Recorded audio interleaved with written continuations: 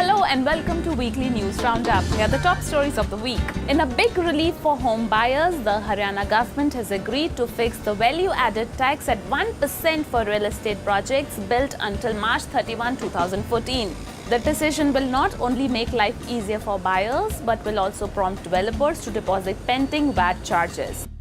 The Securities and Exchange Board of India has finally granted three companies, IRB Infrastructure, GMR and MEP Infrastructure, the license to launch Infrastructure Investment Trust, with a view to help infra developers mop up funds for long-term projects in a more transparent manner. The market's watchdog had introduced INVITS in 2014. With the Union Cabinet approving the establishment of GST Council, India became one step closer to roll out the new regime. The council, which will decide on the rate, exemptions, threshold and relevant legislation by November 22, will be chaired by Finance Minister Arun Jaitley.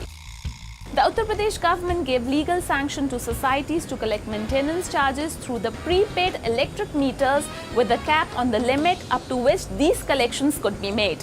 After a revision in the Uttar Pradesh Apartment Promotion of Construction, Ownership and Maintenance Act 2015, developers are duty-bound to permit the formation of RWAs and hand over interest-free maintenance security to the RWA, failing which they will be jailed.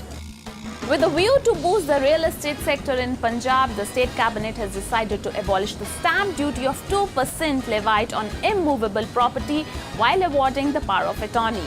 Irrespective of the market value, the stamp duty would now be a nominal ₹1,000 on the general power of attorney and ₹500 on special power of attorney. Thank you for watching Weekly News Roundup. For latest updates, follow us on Facebook, Twitter, YouTube and Instagram.